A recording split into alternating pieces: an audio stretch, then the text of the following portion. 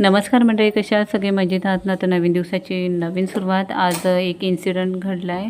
माझ्या ना पायाला थोडीशी दुखापत झालेली, म्हणून जे टॅबलेट्स आणि हे चालू आहे ना, ते जरा हीट होते शरीरामध्ये. त्याच्यामुळे अमोलनी फालुद्याला डॉक्टरकडे गेलो आणि डॉक्टरांकडून रिपोर्ट दाखवून घेतले, एक्सरे वगैरे काढलेले. ते तर थोडीशी नाही, ते एक्सरेमध्ये तुम्ही पाहू शकता स्वेलिंग आलेली आहे पायाला माझ्या आता.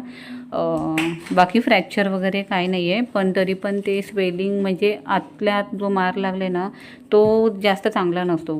कदाचित कट होऊन जो ब्लिडिंग होते ना, ते ठीक आहे. आणि हे बघा, एक्सरेमध्ये ह्या दोन्ही साईडला बघू शकता तुम्ही स्वेलिंग आलेली आहे आणि ह्याच्यावरच ट्रीटमेंट माझी पूर्ण चालू केलेली आहे. आता मला एकच टेन्शन आहे की मुलांचं खाणं पिणं, त्यांना शाळेत नेणं आणणं. म्हणजे एखादी बाई जर खरंच आजारी पडली ना, तर तिला सगळ्यात आधी टेन्शन असतं मुलांचं, की त्यांचं कसं होईल. तरी ठीक आहे, माझी आई आहे बाजूला, वहिनी आहेत, त्याच्यामुळे मला जेवणाचं टेन्शन नाही आहे. तर आज ना ठरवलं मी फोडणीचा भात करायचा. तर साधी सोपी पद्धत आहे, एक्स्ट्रा भात घरात करूनच ठेवायचा. आणि मुलांना ना अमूल बटर हा प्रकार आवडतो. चीज आणि अमूल बटरने हे असे प्रकार आहे ना, मी घरात आणूनच ठेवते. तर बटर थोडंसं मेल्ट झालं ना, तर त्याच्यामध्ये मी कॅप्सिकम वगैरे टाकलेलं आहे. जे आपल्या पिझ्झाबरोबर जे मिळतं ना, मी तेच टाकून ठेवलेलं होतं. कढीपत्ता टाकून घेतलेला आहे, अद्रक लसूणची पेस्ट टाकून घेतलेली आहे, तीही छान त्याच्यामध्ये फ्राय करून घ्यायचं आहे. कधी कधी तेलापेक्षा ना बटरमध्ये ना फोडणी देऊन बघा, मुलांना त्याची टेस्ट अजून आवडते. आणि ना हा शिळा भात होता, रात्री एक्स्ट्रा भात केलेला, तो फ्राय करून द्यायचा होता. आणि मला ना पायाने खरंच उभं राहता येत नव्हतं, पण मी म्हटलं रेसिपीच्या व्हिडिओ रोजच टाकतो ना, तर आताही स्किप करता येणार नाही, म्हणून साध्यात सोपी पद्धत म्हटलं करू. तर कांदाही छान असा फ्राय झालेला आहे, टोमॅटोही टाकून घेतलेला आहे, टोमॅटोही छान शिजवून घ्यायचा आहे त्याच्यामध्ये. हे पहा, चवीपुरतं मीठ टाकून घेतलेलं आहे. भात शिजतानाही मी मीठ टाकते, त्याच्यामुळे त्या अंदाजावरच मी मीठ टाकलेलं आहे. लाल तिखट मसाला टाकून घेते.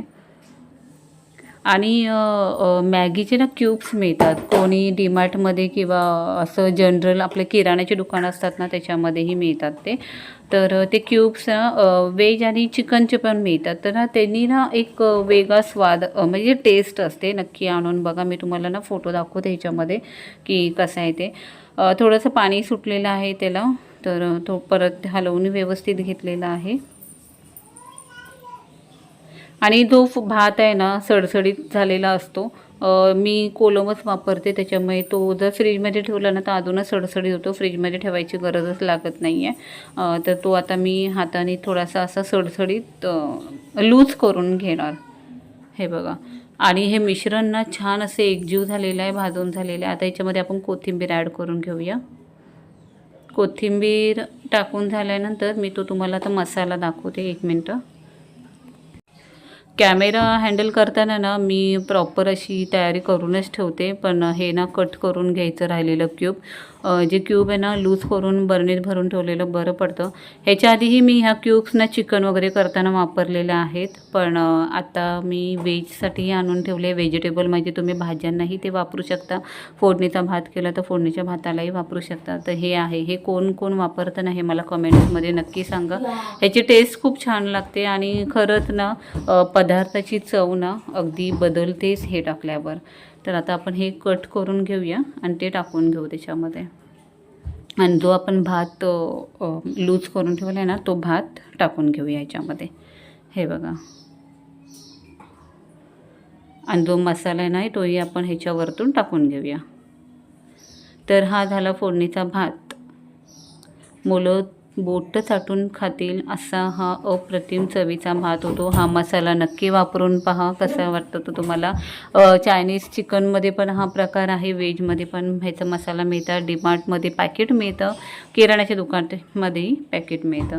तर थांबा, मी हा ना पॅकेट दाखवते तुम्हाला. हा साधारण ना असा पॅकेट असतो. हा बघा, पुलावचा आहे, तुम्हाला भाजीचा हवा असेल तर भाजीचा, चिकनचा हवा असेल तर चिकनचा, तेही मिळेल. तर हे घरात आणून ठेवा, स्टोरेज करून ठेवलात ना तरी चालेल. तर चला, आपला फोडणीचा भात झालेला आहे आणि आता मुलांना गरम गरम मी खायला देणार आहे. व्हिडिओ कशी वाटली हा कमेंट्समध्ये नक्की सांगा. व्हिडिओ आवडली असेल तर व्हिडिओला लाईक करा, शेअर करा आणि सबस्क्राईब करा. आणि प्लीज तुम्ही जर मला सबस्क्राईब केलं आणि म्हणजे ह्याच्या आधीही खूप डगमगल्या गेलेली होती मी, काय घरात इन्सिडेंट घडलेले त्याच्यामुळे, पण आता मी प्रॉपर असे प्रयत्न करत आहे डेली ब्लॉग टाकायचा. डेली ब्लॉग तर टाकतेच, आता काय अन्वीला सुट्टी लागलेली आहे, अर्णवचाच प्रश्न आहे म्हणून. तर चला, बाय, टेक केअर, काळजी घ्या सगळ्यांनी.